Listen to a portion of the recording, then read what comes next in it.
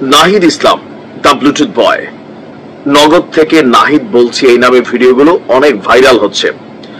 গেল পরশুদিন থেকে নাহিদ ইসলামের সাবেক বিয়ের 150 কোটি টাকা হাতিয়ে নেওয়ার যে অভিযোগ তুলেছিলেন রাশেদ খান, সেই অভিযোগ নিয়ে নাহিদ বলেছেন তার সাথে তার কোনো সংশ্লিষ্টতা নেই।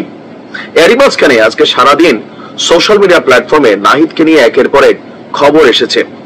একটু আগে, মাত্র ঘন্টা খানেক আগে, স্বাধীন নিউজ 24/7 blogspot.com এই ওয়েবসাইটটি একটা নিউজ প্রকাশ করেছে যে সাবেক উপদেষ্টা এবং জাতীয় নাগরিক পার্টির আহ্বায়কের বাসায় সেনাবাহিনীর অভিযান এবং সেখানে নগদে 300 কোটি টাকা জব্দ করা হয়েছে। আর এরপর সেনাবাহিনীর হাতে গ্রেফতার হয়েছে নাহিদ। আর মুহূর্তের মধ্যেই এই নিউজগুলো সোশ্যাল মিডিয়া প্ল্যাটফর্মে ভাইরাল হয়ে গেছে। অনেকে আলহামদুলিল্লাহ বলেছেন, অনেকে বলছেন একদম জায়গা মতো পড়ছে, নানানজন নানানভাবে উল্লাস করছেন। তবে যারা সচেতন মানুষ তারা নিশ্চয়ই বুঝতে পেরেছেন বিষয়টা কতটুকু সত্য। আসলে বিষয়টা হচ্ছে সম্পূর্ণ গুজব।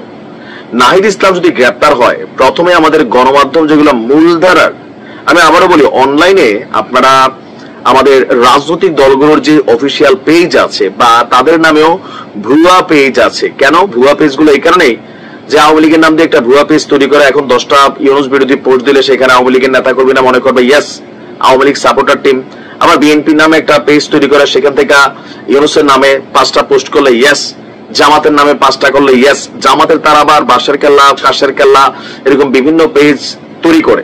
তো এগুলোর মধ্যে সবগুলো যে অথেন্টিক না সেটা বুঝতে গেলে একটু কষ্ট হচ্ছে ইদানিং সময় ফেসবুকের কারণে। কারণ আগে অফিসিয়াল পেজগুলা ভেরিফাইড হইতো, একটা ব্লু টিক থাকতো। এখন টাকা দিয়া যে কোনো পেজকেই ব্লু টিক দেওয়া যায়। এটাই হচ্ছে সমস্যা, যে সাধারণ মানুষের আসলে বুঝতে সমস্যা হয় যে অনেক টেলিভিশন চ্যানেলের অফিসিয়াল সাইট কোনটা। তবে সেই ক্ষেত্রে ফলোয়ার্স খেয়াল রাখবেন, লাইক কমেন্ট গুলা খেয়াল রাখবেন, অথবা নিউজের ক্রাইটেরিয়া খেয়াল রাখবেন।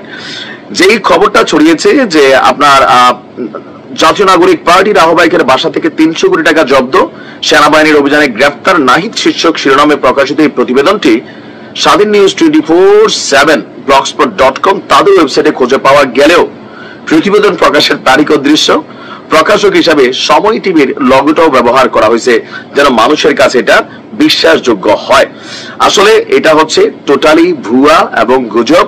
নাহিদ ইসলাম গ্রেফতার হয়নি, বা তাকে গ্রেফতার তো দূরের কথা, সাবেক আমাদের রানিং উপদেষ্টা আসিফের যে পিএ, তার বিরুদ্ধে যে 313 কোটি টাকার অভিযোগ, তারই তো এখনো গ্রেফতার করা হয়নি। জিজ্ঞাসাবাদ, পাসপোর্ট জব্দ করা হয়েছে, সম্ভবত বিদেশ যেন যাইতে না পারে এরকম অ্যাক্টিভিটিস নেওয়া হয়েছে, কিন্তু এর বাইরে কোনো আমরা কি বলা হচ্ছে আর কোনো অ্যাক্টিভিটিস দেখিনি। তো এই খবরটা সম্পূর্ণ ভুয়া, বাট অনেকে এটা নিয়ে সত্য মনে করে ফেলছেন। ওই যে মাঝখানে বললাম যে ফেসবুকের কিছু টাকা কামানোর ইস্যুগুলাতে সাধারণ মানুষ বিপদে পড়ে যে কোনটা সঠিক কোনটা ভুল। আমার নামেও অনেকগুলা ফেসবুকে পেজ আছে, ইউটিউবেও দেখবেন বিভিন্ন চ্যানেলে ভিডিও আপলোড করে। তো এগুলোতে মাঝে মাঝে আমরা নজর দিই, মাঝে মাঝে দেই না। তবে আমাদের নাম দিয়ে আইডি বানিয়ে সেখান থেকে বিভিন্ন ধরনের পোস্ট দেওয়া হয়, কিন্তু প্রকৃত ফেসবুক পেজ বা আইডি অনেকেই চিনেন না। না চিনা বিভিন্ন সময় বিভিন্ন ধরনের ধোঁকাবাজির মধ্যে আপনারা পড়ে যান। যাই হোক, নাহিদ ইসলাম ফ্রি আছে, তিনি গ্রেপ্তার হননি, আর তার বিরুদ্ধে পার্সোনালি অভিযোগ নাই। তার সাবেক তিনি সাবেক উপদেষ্টা এবং তার যে